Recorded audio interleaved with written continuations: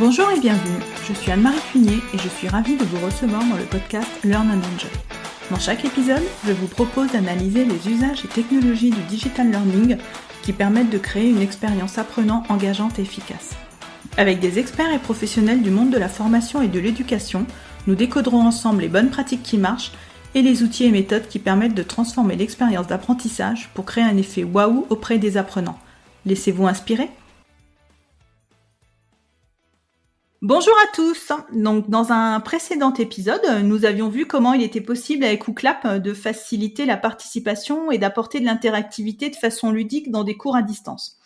Mais Ooclap, ce n'est pas seulement une application, c'est aussi une EdTech qui propose un autre outil de micro-apprentissage, WooFlash. C'est cet outil que nous allons découvrir aujourd'hui avec Arlène Botocro, qui est Key Account Manager chez WooFlash et que je suis ravie d'accueillir à nouveau. Donc bonjour Arlène et bienvenue de nouveau sur le podcast Learn and Enjoy. Bonjour Anne-Marie, merci pour l'invitation à nouveau. Oui, je suis ravie de t'accueillir à nouveau. Donc ensemble, on avait échangé sur l'application Wooclap et aujourd'hui, tu vas nous expliquer ce qu'est WooFlash, donc qui est une autre application qui est proposée par l'entreprise Wooclap. Voilà, on va essayer de ne pas se tromper entre Wooclap et WooFlash. C'est un sacré défi, mais on y croit. Alors, WooFlash, c'est donc une application de micro-apprentissage qui est basée sur la répétition espacée. Mais est-ce que tu peux nous expliquer ce qu'est la répétition espacée exactement ? Donc, la répétition espacée, c'est une méthode d'apprentissage. Et c'est une méthode d'apprentissage basée sur les connaissances qu'on a de la manière dont le cerveau fonctionne, donc sur la neuroéducation. Elle va permettre de mémoriser sur du long terme. Et pour un peu mieux comprendre ce que ça veut dire concrètement utiliser la méthode de la répétition espacée, on peut utiliser une métaphore de forêt. Donc, je suis une promeneuse. Devant moi, il y a une forêt. Et donc, cette forêt, elle est assez broussailleuse. Il y a des arbres et des arbustes en tout genre. La première fois que je vais essayer de me frayer un chemin, ça va être assez difficile. Mais au fur et à mesure de mes passages, au fur et à mesure, on va avoir un chemin qui va être de plus en plus aisé à emprunter parce que les branches se sont écartées sur les côtés. Si à un moment j'arrête de prendre mon chemin forestier, à nouveau la nature reprend ses droits et ça redevient difficile la prochaine fois de me frayer un chemin dans cette forêt. Et l'idée de cette métaphore, c'est vraiment de se dire qu'il y a des processus qui sont similaires, qui prennent place dans le cerveau quand on apprend. On a vraiment besoin de revenir sur les notions pour être vraiment familier avec elles et pour que sur du long terme, le chemin soit tracé, pour filer la métaphore. Cette métaphore, il faut quand même que je cite son auteur, ou en tout cas la personne qui la rappelle souvent, c'est Steve Masson, donc, qui est un chercheur en neuroéducation à l'Université de Montréal. Et donc, très concrètement, l'idée, c'est vraiment qu'on va devoir répéter à un certain rythme et d'une certaine manière, certaines notions pour mémoriser sur du long terme. Oh, c'est très poétique comme façon d'expliquer. Et donc, cette répétition, en quoi cette répétition est importante pour favoriser l'engagement des apprenants ? Alors, une fois de plus, je parle beaucoup de neuroéducation, mais donc pour apprendre, il y a différentes bonnes pratiques qui existent. Et donc, dans la répétition espacée, en fait, on en retrouve plusieurs. On retrouve la notion de répétition, mais on va aussi retrouver dans une certaine mesure la bonne pratique qui est la récupération en mémoire. Donc, aller rechercher une information et la ressortir, la restituer. On va également avoir cette idée de varier, d'avoir un rythme de révision où on ne va pas réviser en permanence. Le sommeil, c'est aussi une bonne pratique d'apprentissage, par exemple. Et donc, l'idée, c'est que l'apprenant, déjà, va prendre conscience de la manière dont il apprend, ce qui est déjà une manière, en fait, d'engager et qui encourage à apprendre de manière effective. Et par ailleurs, on est là sur des outils qui vont plus faire partie de l'engagement de l'apprenant, dans le sens où on va, par exemple, quand on est sur un cycle de cours ou un cycle de formation où auparavant on allait juste avoir à plusieurs moments une session on a une session de 2 heures par exemple toutes les 2 semaines pour un cycle de formation. Aujourd'hui, WooFlash va permettre que en asynchrone, donc entre ces moments où on est ensemble avec le groupe de formation, on naît de la restitution des notions qui ont été vues, on s'entraîne, et donc on va vraiment avoir un temps d'apprentissage qui est plus long, et donc qui permet vraiment d'engager dans l'apprentissage aussi dans des moments où on n'apprenait pas forcément avant. Et tu mentionnais tout à l'heure le micro-apprentissage, c'est aussi l'idée d'être engagé quand j'ai 5 minutes dans le bus où je m'ennuie, et là je vais aller pratiquer la répétition espacée et la récupération en mémoire en faisant quelques questions au flash, et en fait je sais que ça a un impact sur le long terme, sur ma mémorisation, donc qui va évidemment m'aider dans ma formation. Donc, c'est un peu dans les deux sens. Ça permet d'engager et ça, en même temps, nourrit l'engagement. Oui, en fin de compte, ça permet de faire de l'apprentissage lorsqu'on a 5 minutes, lorsqu'on est dans le bus, d'utiliser tous ces petits moments quelque part entre guillemets improductifs pour réviser ses cours. C'est ça? Voilà, c'est ça. Et en plus, il y a aussi quand même vraiment l'idée souvent quand on apprend, on est un peu passif par rapport à ça. On se pose pas la question de comment on apprend, de la méthode qu'on a. Et en fait, être conscience de la manière dont on mémorise et la manière dont on apprend, c'est aussi des choses qui peuvent aider tout simplement à apprendre. Donc c'est aussi faire prendre conscience de ça, en fait. Et donc tout à l'heure, au début, tu parlais des principes de Steve Mason, un chercheur. Donc est-ce que tu peux nous réexpliquer un petit peu quels sont ces principes neuroéducatifs? Oui, alors lui, c'est ce qu'il appelle donc les principes. Donc ça vient d'un livre d'ailleurs qui s'appelle Activer ses neurones pour mieux apprendre et enseigner. Dedans, donc il y a la répétition espacée. En fait, le premier principe, c'est l'idée de l'activation des neurones. Ça, c'est vraiment, on est sur le fonctionnement cérébral. Donc activer ses neurones à plusieurs reprises. Répétition espacée, je viens de m'expliquer. De façon espacée, c'est un autre principe. Et après, il y a le comment, donc en récupérant en mémoire, donc en allant récupérer des infos qu'on a peut-être vues auparavant et en les restituant.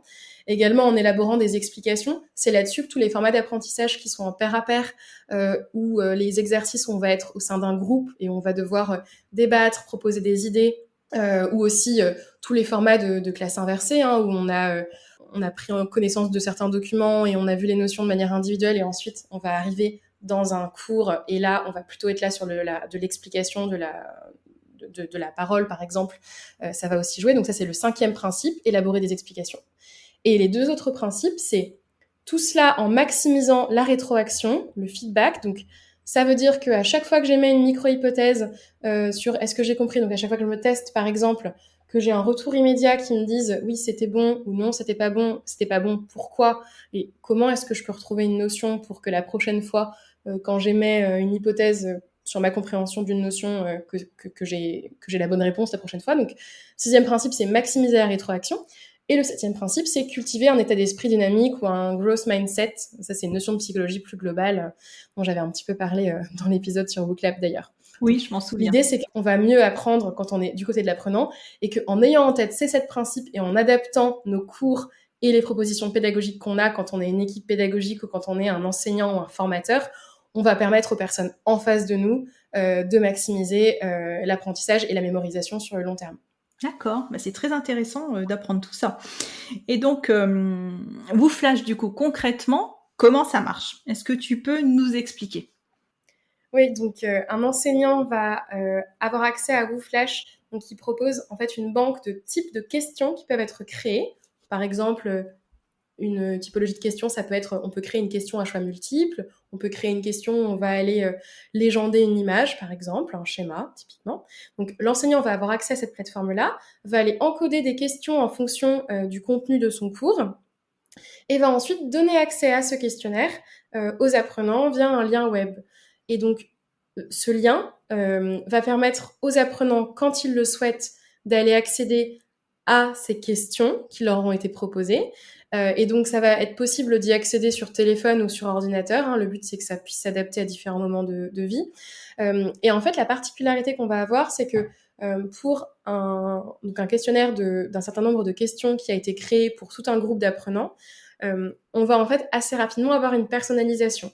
C'est-à-dire que certains apprenants vont avoir des questions qui vont revenir plus souvent, plus rapidement, parce que ce sont des questions sur lesquelles on a vu qu'ils avaient des difficultés à répondre. Parce que par le passé, ils ont par exemple eu des réponses qui n'étaient pas forcément correctes.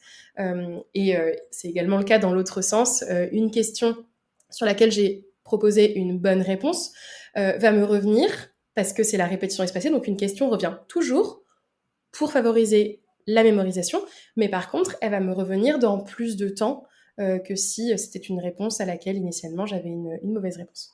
Donc, il y a un algorithme en fin de compte derrière les questions, un algorithme qui va proposer les questions en fonction de la réponse de l'apprenant. Exactement. Et donc cet algorithme va vraiment mettre en place ces principes de répétition espacée qu'on peut faire à la maison manuellement, mais qui sont quand même assez compliqués si on veut avoir le bon rythme et également le bon étalement d'une question à l'autre et voilà, que ça s'alterne d'une bonne manière. Et donc une fois que des apprenants ont pu répondre aux questions, et pendant qu'ils le font, c'est possible du côté de la personne qui les a créés, donc de l'enseignant, du formateur, de faire un suivi pour justement pouvoir ensuite réagir si besoin et accompagner au mieux des personnes qui en auraient besoin. Donc, si je comprends bien, entre Wooflash et WooClap, donc Wooflash va permettre à un enseignant ou à un formateur, en fin de compte, de créer des supports de cours, de créer un complément à son cours que l'étudiant ou l'apprenant va pouvoir donc utiliser en dehors des cours. Et ensuite, WooClap va pouvoir être utilisé pendant le cours pour créer de l'interaction. C'est ça, exactement. Avec la particularité de la répétition espacée. C'est-à-dire que c'est pas juste un contenu qu'on va aller voir une fois et un quiz auquel on répond une fois, mais c'est vraiment l'idée de la mémorisation sur le long terme. Donc les questions reviendront. D'accord, donc 2 outils qui sont complémentaires. C'est ça. Et d'ailleurs, qui ont des liens entre eux. On peut créer des questions WooFlash à partir de WooClap et vice-versa. Et donc, est-ce que éventuellement tu aurais des exemples concrets d'utilisation pour que l'on essaye de visualiser un petit peu cette utilisation? Oui, tout à fait. Alors, par exemple, je peux penser à un enseignant de médecine avec lequel j'ai échangé récemment. Donc, c'est un enseignant qui a un cours qui est hebdomadaire. Donc là où il est avec un groupe d'étudiants. Donc pendant ce cours-là, ils vont voir les notions principales. Ensuite, entre ce cours-là et le cours de la semaine prochaine, il met à disposition dans le LMS, donc dans le Learning Management System de cette école, les supports de cours fixes, donc par exemple les PDF avec des ressources pour aller plus loin, le lien vers la littérature, etc. Et en parallèle, il crée des questionnaires avec WooFlash qui vont permettre aux étudiants de s'entraîner en asynchrone entre les différents cours.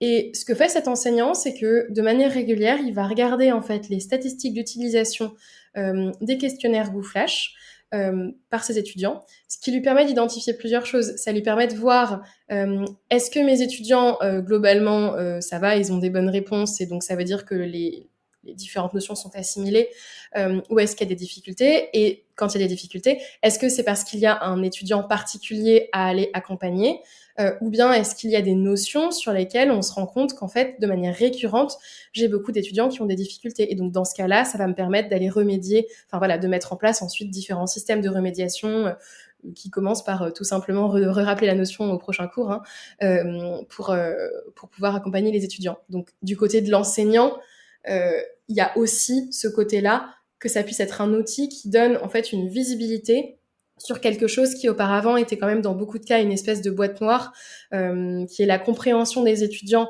entre les cours et la période de test final, mais qui est aussi sur des notions que j'ai pu mentionner, mais qui n'ont peut-être pas forcément été assimilées. Oui, c'est un outil de suivi aussi, un outil de suivi de l'enseignement qui est donné. Exactement. Et là, cet enseignant, il va créer des questions, aussi bien donc des questions à choix multiples que des questions sur des processus. Donc, par exemple, sur un protocole de soins pour telle pathologie, il faut faire ça en premier, puis ça en deuxième, puis ça en troisième, vraiment jamais dans l'autre sens. Et donc, dans WooFlash, par exemple, on a un type de question qui va permettre d'aller mettre dans le bon ordre différentes idées d'un processus. Donc, les étudiants vont pouvoir s'entraîner là-dessus, vont aussi pouvoir s'entraîner sur de la définition avec des textes à trous, des questions ouvertes également. Voilà, il y a plein de types de questions qui sont ensuite possibles et que les étudiants vont utiliser pour s'entraîner entre les différents cours. Oui, donc beaucoup de possibilités qui sont offertes par l'outil. Et donc, d'après ce que je comprends, donc WooFlash va permettre donc à l'enseignant de garder un lien avec son étudiant après un cours quelque part, puisque quand l'étudiant va travailler sur WooFlash, l'enseignant va voir les réponses de l'étudiant. Et donc, ça permet d'avoir un suivi individualisé quelque part, donc pour voir l'évolution des étudiants. Mais pour ça, il faut que l'étudiant utilise WooFlash. Et donc, comment on va donner envie à l'étudiant d'aller utiliser WooFlash. Juste sur le fait de garder le lien avec les étudiants, il y a même une autre fonctionnalité qui existe dans WooFlash qui va permettre à un étudiant qui a une difficulté sur une question très précise d'envoyer en fait un message à un enseignant en lui disant j'ai pas compris telle notion à tel endroit de ma révision. Et donc l'enseignant peut voir qu'un étudiant précis a posé une question précise sur une question très, très spécifique. Et une fois de plus, ça permet ça aussi d'avoir une interaction supplémentaire en asynchrone entre les cours. D'accord. Ensuite, sur le comment on fait pour maintenir l'engagement et que les étudiants jouent le jeu. Comment ils viennent utiliser WooFlash. Ouais, c'est ça. Alors, déjà parce que les enseignants, il y a différentes choses en fait. Il y a un registre de réponse qui est celui du rôle des enseignants. Parce que les enseignants vont leur rappeler de le faire, parce que les enseignants vont eux aussi jouer le jeu du suivi et se rendre compte quand des étudiants n'utilisent pas l'application, on s'en rend compte très vite. Et donc le but c'est aussi que les enseignants puissent le leur dire. Sur la conception pédagogique, on peut aussi, et notamment quand on est dans des formations où il y a des systèmes de notation, on peut aussi prendre en compte WooFlash comme étant vraiment l'un des outils qui fait partie de la notation. Donc, vraiment, par exemple, avoir une sorte de note de participation parce que WooFlash a été utilisé. Attention, pas calé sur les résultats. Oui, sur la participation. Voilà, une note de participation, pas forcément calée sur le fait que toutes les réponses étaient justes, parce que sinon WooFlash perd de son intérêt. Mais donc, ça peut être un système de notes de participation. On peut également, il y a un mode de WooFlash qui s'appelle le mode jeu, qui en fait met en place une sorte de compétition entre les étudiants. Donc, on peut également mettre ça en place. Et donc là, la motivation, pour les personnes avec qui ça a un effet, va venir intrinsèquement du fait que c'est une compétition par rapport à d'autres personnes. Et donc, ça peut être un levier de motivation. Et après, il y a d'autres manières en fait aussi de penser la chose, même si on est quand même un peu plus sur la théorie, mais une théorie en laquelle on croit. Enfin, je pense qu'il y a vraiment des choses qui se jouent là-dessus. C'est se reposer la question de pourquoi on apprend. Et en fait, quand on a une formation, et ça c'est un rôle de toute l'équipe pédagogique, la manière dont c'est présenté et de la posture qu'on donne aux étudiants, parce que nous on veut vraiment que les étudiants soient acteurs de leur apprentissage. Quand on a des étudiants qui savent pourquoi ils apprennent, pourquoi ils sont là, qu'est-ce qu'ils vont faire de ça, donc toute cette contextualisation, c'est vraiment aussi le rôle de l'équipe pédagogique. Du coup, ils savent qu'ils ont envie de mémoriser sur le long terme ces notions. Ils sont pas là juste en touriste pour avoir une bonne note à la fin du semestre. Quand je sais en tant qu'étudiante que là, j'apprends pour une raison bien précise, parce que j'ai des objectifs précis et que j'ai intérêt à mémoriser ça sur le long terme, et qu'en plus on m'a sensibilisé au fait qu'il y a des méthodes d'apprentissage qui me permettent de me rappeler de cette notion-là dans quelques temps, lorsque j'en aurais besoin, par exemple, en contexte professionnel, et ben là, j'ai intérêt à utiliser WooFlash. Donc là, on est aussi sur une motivation qui est certes sur du plus long terme et qui est certes reliée à un socle qui est un peu plus large, qui est pas directement lié aux fonctionnalités de l'outil, mais je pense qu'il est aussi important. Et en tout cas, nous, il correspond vraiment à la vision qu'on a du rôle de tout l'accompagnement en fait qu'on peut apporter aux étudiants. Et voilà, après c'est vraiment lié à des thèmes encore plus larges. Il y a la question de l'orientation, à la question de pourquoi on apprend, etc. Mais je vais le mentionner. Et aussi, d'un point de vue directement lié à l'outil, on développe aussi la question des notifications sur l'outil pour que les étudiants puissent être notifiés du fait qu'ils doivent étudier, par exemple, sur leur téléphone portable. Ça, c'est un autre sujet sur lequel on travaille. Oui, et là, on rejoint un petit peu ce qu'on avait dit dans l'épisode de WooClap. Là, le smartphone devient un outil d'apprentissage. Quelque part, on a une excuse, entre guillemets, pour utiliser son smartphone pour apprendre. C'est ça. Voilà. Donc, d'après ce que j'ai compris donc du fonctionnement de WooFlash, donc on doit sans doute collecter des traces qui sont laissées par un étudiant lorsqu'il va utiliser l'application, pour que du coup l'algorithme puisse reproposer les questions en fonction des bonnes ou des mauvaises réponses. Et donc ça, c'est ce qu'on appelle les learning analytics. Et donc, est-ce que dans l'avenir, tu penses qu'on peut imaginer que grâce à cette collecte des learning analytics, on puisse concevoir des parcours de formation complètement individualisés selon les étudiants? Oui, alors déjà sur les learning analytics, donc vraiment WooFlash va aller collecter des données sur les comportements d'apprentissage. Donc ça va être combien de fois telle personne s'est connectée, par exemple, est-ce que ses réponses étaient correctes, et va collecter ces données par rapport à un groupe d'étudiants donné pour un questionnaire donné.